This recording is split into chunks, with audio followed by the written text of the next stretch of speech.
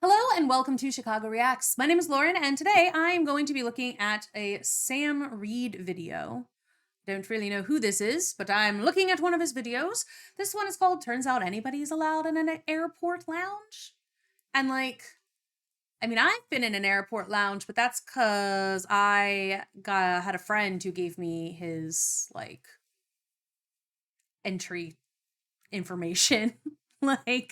That's the only reason I got in, because they check to make sure, they check on something. I just had to prove that. Honestly though, I did just kind of have to prove that I was going on the plane that day, and I had to have the QR code. So he gave me that and I got in and it was fine.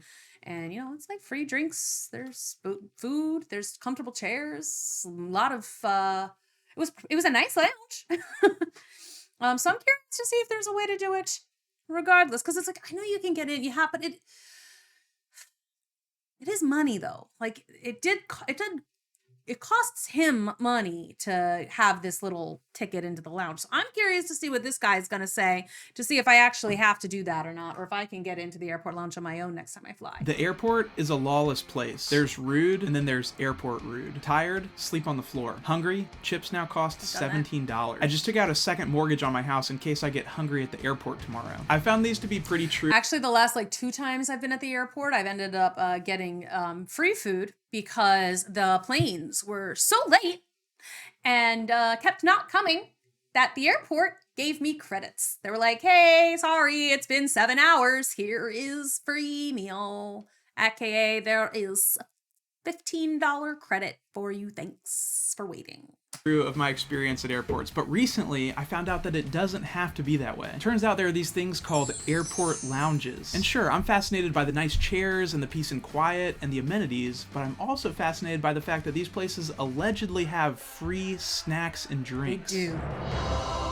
They do. I've always thought you could only get into airport lounges if you had crazy status with an airline or a bajillion credit card points. But as it turns out, there's another way. So in this episode of the Studio Review, I'll be testing out 3 different airport lounges in 3 different cities to see what they have to offer, what the food is like, and whether they're worth the price of admission. Because it is you don't just spend something to get in there. And I don't fly enough to have it be worth my while usually. So I just am like, hey, friend of mine, if you're not going to use it, he gets a certain number of passes a year. I found that my initial perception was partially right. So you can get into an airport lounge by 1, buying a first-class airplane ticket. Those seats you see on YouTube that recline all the way? I looked into it and they cost literally tens of thousands of dollars. 2, achieving high mileage status with an airline. For the United Club Lounge, you need 75,000 miles to qualify for a membership. Don't have that. I just checked and I have 8,000 something miles, and that's the most. I wonder how much I have. I have 22,000 miles. That's how much I have my United Club card. But that's probably at least in part because I did go to Spain that one time. And then I had to go back and forth a lot for various wedding stuff fairly recently. But yeah, I have 22,000 miles. Still not anywhere close to that. I think that's how my friend gets it. I think he's got the miles because he travels for work a lot. But I'm just I'll just take it. I'll take his card whenever he's not using it, So no shot there. 3, paying for a premium credit card. So a popular one is the American Express Platinum card, which has an annual fee of $695. And despite what this guy thinks, I can't afford that. So just for reference, in the video he's commenting on, I rented that van for $126, and that's only because I had a brand deal. So where does that leave us if we're just normal men? We're just normal men. What do you mean, normal men? We're just innocent men. It leaves us. I don't know what that's from, but it sounds funny. Paying to enter. And you guys, I was shocked that prices weren't that absurd. Check this out. My journey begins at the Sydney airport as I was on my way back home from an Outback Steakhouse. It's one of those things that's even if it's what's not absurd? I feel like my brain is going to say $78 or something. And I'm like, that's still too much. I don't want to spend another, I already had to pay $400 for the ticket or whatever. And food and probably for food in the airport, maybe, unless the plane is super delayed and then I don't have to pay the $10 for whatever. It's like, oh, it's not worth it. In Australia. While I was at the airport, I looked for the gate where the flight from Lost took off, which was gate 23, but it was suspiciously missing. They had up to gate 22, and then they skipped a few and picked up again at like 25 to 26. Anyways, I discovered this lounge called the Plaza Premium Lounge. So this is a chain of lounges that you can find at a lot of major airports, and according to their website, they provide services to all travelers, regardless of airline or class of travel. That's good news for me and the rest of the plebeians in economy class. There was a sign at the desk that said they were only accepting some sort of member at that time, but the guy didn't say no immediately. He checked to see if there was space and then let me in. And as I was going in, I literally heard him tell the person behind me that they were full. And I'm not entirely sure what I was expecting, but as it turns out, the price of admission includes unlimited food and drinks and barista-made coffee. And for all of that, I paid 35 Australian dollars, which comes out to about 20. That's not so bad. I would do that. This was just for an hour, but the price of entry into this lounge was less than I paid for a chicken parmy the night before. As a side note, if you book ahead of time online, the minimum length that you can select is 2 hours, but in person they let me just do an hour. I found a seat to set my stuff down and then went straight for the buffet. It was breakfast time and it looked amazing. I immediately recognized— See, that's the other thing though. If you have like several of the tickets or whatever, they'll just kind of let you, at least as far as I'm aware, they just let you stay until you don't want to be there anymore. So if you're paying, if you're paying for the day, I mean, maybe they can't find you.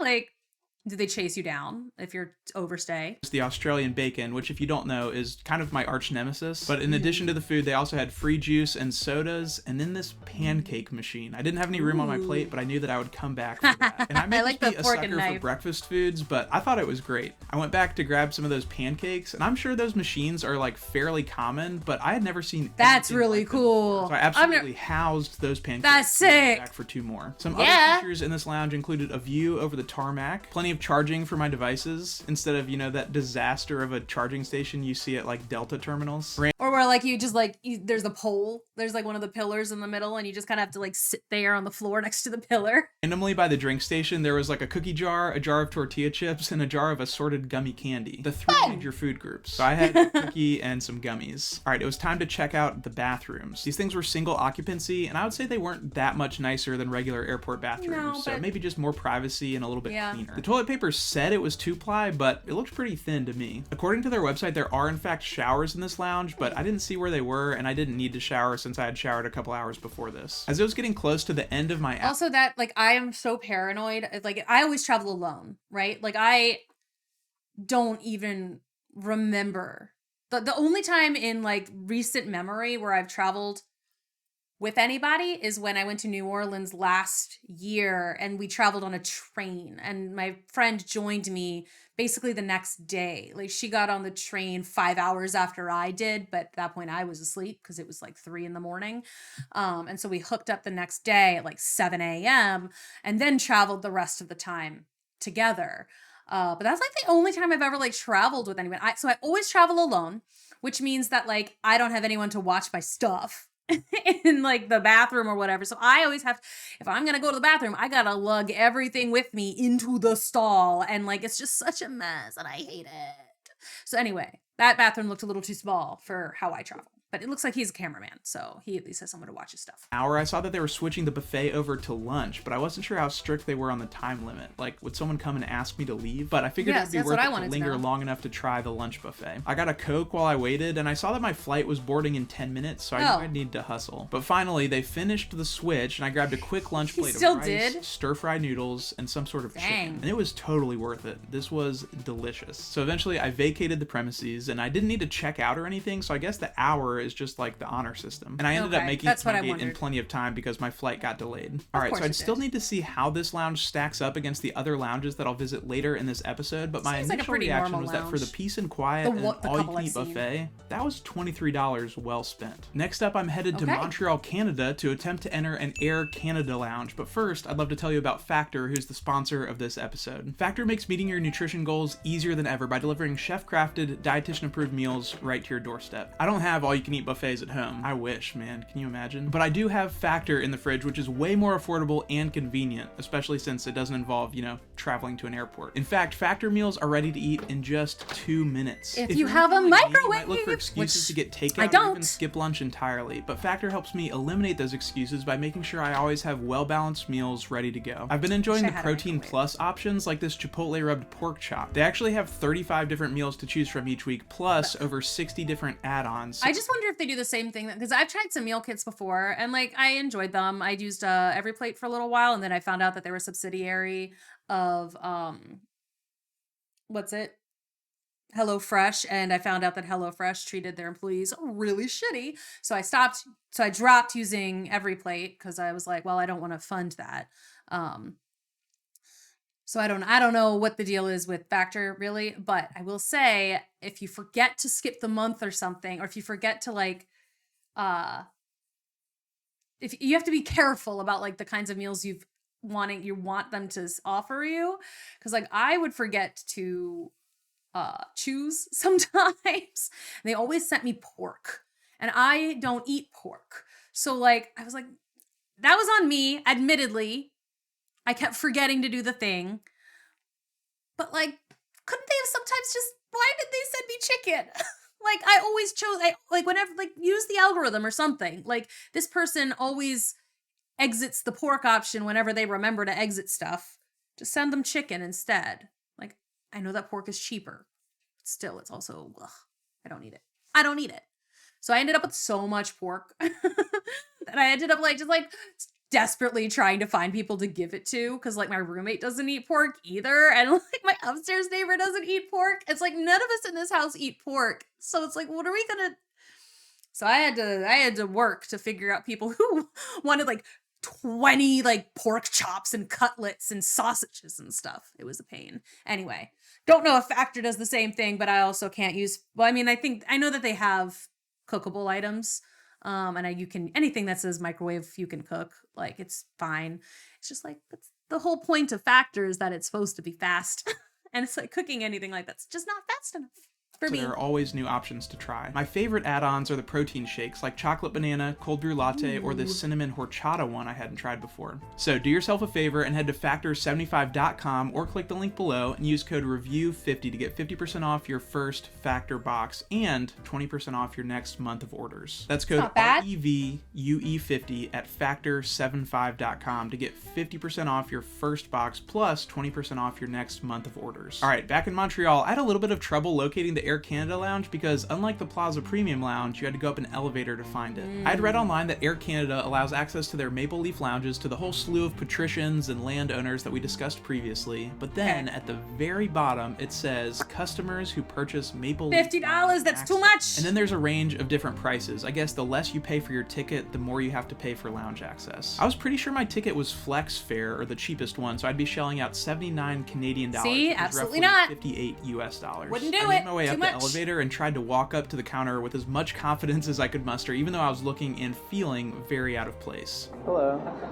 Am I able to pay for access if I booked via Air Canada?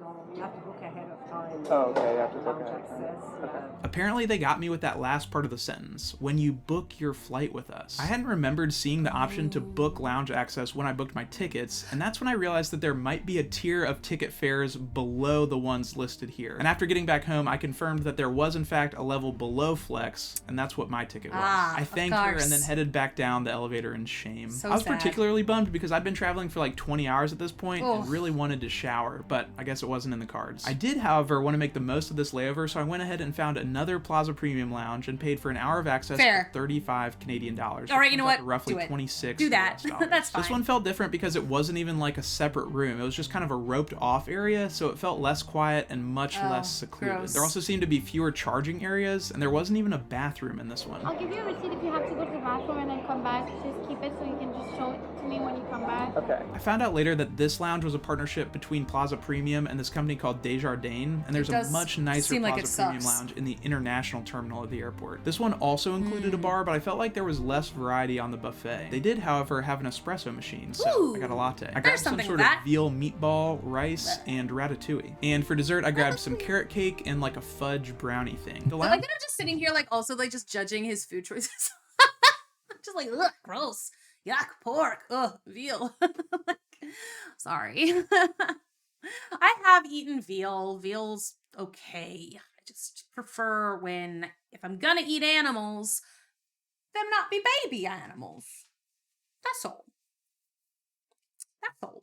lounge in Sydney had a departures screen that you could check for your flight info, and as far as I could tell, this one did not have one of those, but maybe that's because you could hear all of the airport announcements over the loudspeakers from where you were sitting. I was fairly full from the meal I was served on my previous flight, and I wasn't blown away by the food selection, so I don't necessarily feel like I got my money's worth at this lounge. My takeaway was that it was honestly not that much different from eating at like an airport restaurant that has charging ports. I guess the main difference being a few marginally nicer chairs and the all-you-can-eat nature of it. However, I was in for a pleasant surprise at my next stop. As some of you may know, I was recently in Texas filming an installment of my quest for the best wings in America, so I paid for access to the That sounds United like Club a at fun the one. Houston I wanna know where airport. the- It cost $50, which comes out to Yep. roughly $50 US. Yeah, it does. See, I have United, so that's like where I would always end up, and it's like I have looked into the lounges before, and it's expensive. I was like, $50 is too much. I've already paid for too much for this flight, and so I was just like, I just usually just don't. But maybe if it was like if I was gonna end up having to spend 7 hours at the airport again, I think I might just do it.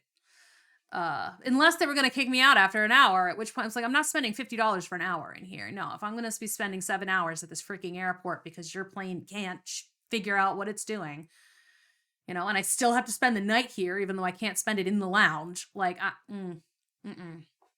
Unlike the Plaza Premium lounges, this pass claimed that it was going to give me access to the United Club at every step of my journey, including my layover and after I landed at my destination. That's huge pretty if nice. true. So after you buy access, you just have to scan your boarding pass to get in, which is pretty baller. And you guys, my jaw dropped as I walked through this place.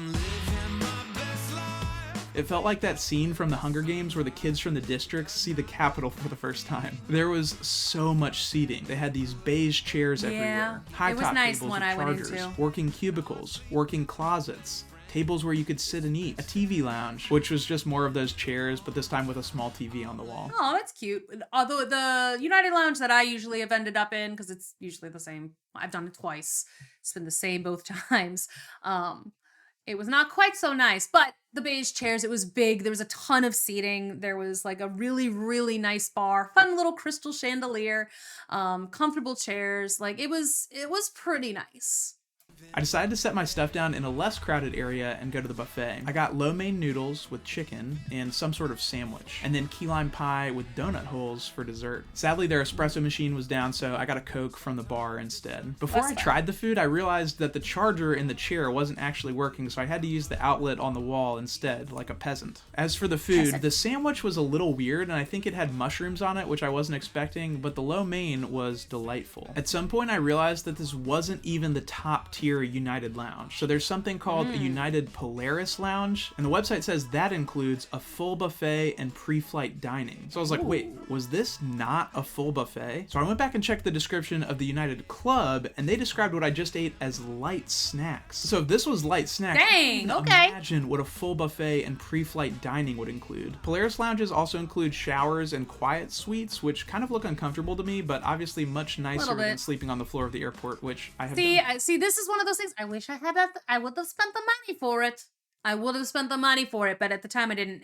know that I was going to be spending the night at the airport. B, this wasn't one of the times that my friend had given me the access to his club, whatever. Plus, he only has access to the basic club anyway. But like, wouldn't have been. I wish I had known about this one. I wish I had known. I would have spent the money if I'd known I was spending the night at the airport.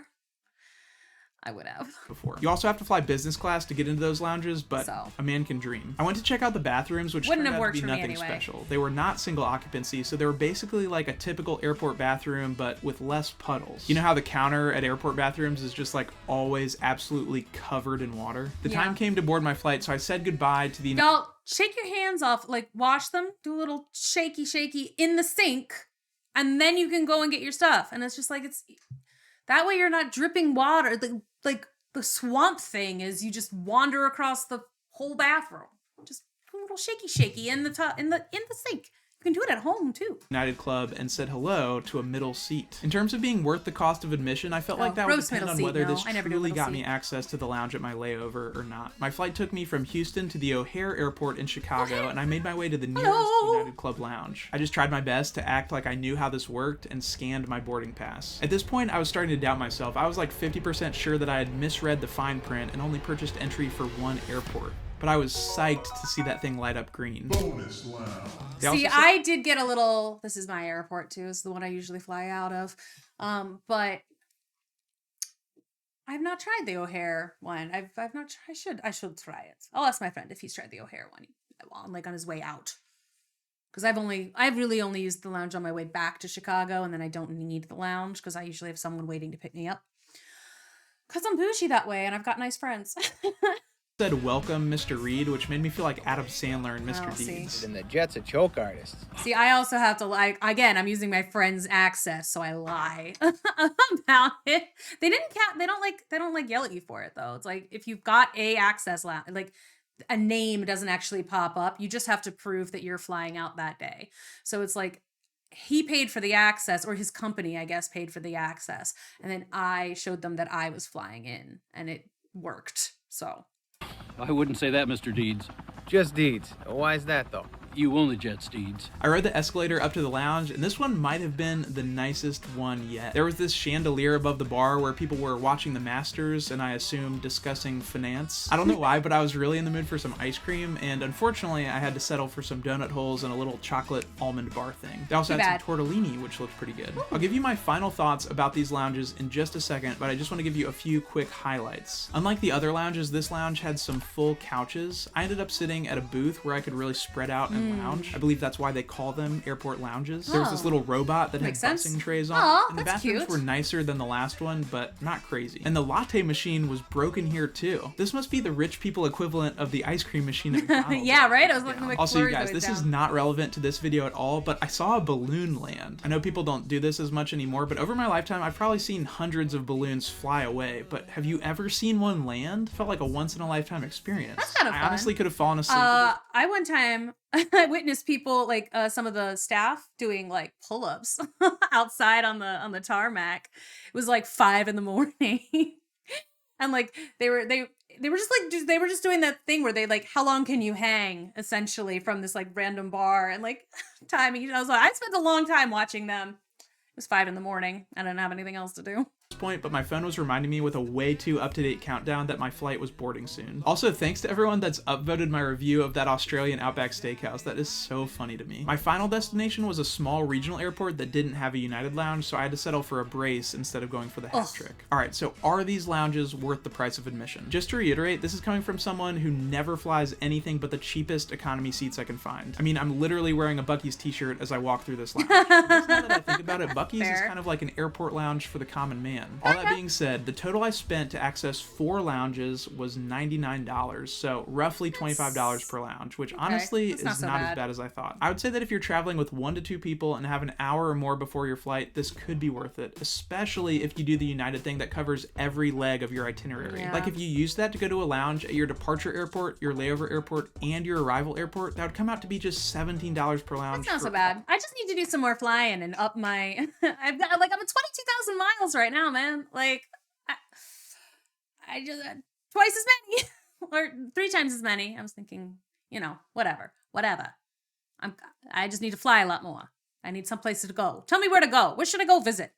I need to go on a vacation. I deserve one. All you can eat food and drinks. For the Plaza Premium Lounges specifically, I'd say check out the lounge online first to see if it's worth it. Like the one in Sydney, definitely worth it. The one in Montreal, not so much. I recognize that this isn't realistic for everyone, especially for example, if you're like a parent traveling with young kids, and I'm honestly only able to do stuff like this because you guys watch these videos, so thank you so much for being here. Before you go, feel free to help each other out in the comments, so drop your favorite travel hacks or airport secrets to help make traveling a little less terrible for the people who read them. And most importantly, just remember that even when it doesn't feel like it, it's gonna be okay. I'll see you soon. I will say one thing I do is that, I mean, okay, first of all, hotels do not wash the duvet or the duvet or whatever. They don't wash that shit. So it's gross. What I do is I always bring one of my own pillows in a pillowcase, and then I put a big other pillowcase over my pillow, and it turns it in to a secret third bag that, like, if you're on a plane that like allows like only a small amount of, like, you can only have one carry-on and a personal item, it's like, but guess what, you can shove some extra stuff in a big enough pillowcase, and then it looks like a pillow, you can squish it like a pillow, but like there's an extra fucking bag in there, because it's like a personal item can often just be, can be like a purse sometimes, and it's like, that's, what are you talking about? So I will, and it fits, you can still squish it under the seat. Like, I've put like a full-on mini duffel bag in my pillowcase with like another purse, and just like held the pillowcase and like squished it, and to prove that, because I've only gotten called on it one time, and because of the way I was carrying it, and then I squished it a little bit to prove that it was a pillow, because there is a pillow in there. But also, if you do that and you have the extra pillowcase, you can put the pillow that you've brought with you on like the floor. And then when you actually go to use it later, you have like a clean pillowcase still. Like, you could just, as long as like, just, you still have a fresh pillowcase, and you have a bag, and it's great. Anyway, that's one of my hacks, and that way you don't have to worry about the hotel pillows, because they're gross too. And I mean, I don't have a great hack for the duvet thing. Wear a sweatshirt, I guess. Because they wash the sheets, but not the sweatshirt. So sometimes I'll also even put, like, if I've got like a small blanket, like a one that I can roll up pretty tight, I might put that in the pillow if I'm going to be traveling for like a long time. But that's my my pillowcase thing, because, you know, and that really did come in handy when I had to spend the night at the airport, because I had a pillow with me. I mean, it was gross, but anyway, that's mine. Thanks so much for watching this one. Now we know that it's potentially worth it. You can maybe get the ticket on the way in. $23 at most places isn't so terrible. $50 is too much, especially if you can only spend an hour there. If you can only spend an hour there, that's way too much money. But if you can spend a little bit longer, or if you know you're going to be eating a lot, or you want to have some extra drinks or something, maybe. Thanks so much for watching. I'll see you in the next one. Bye-bye.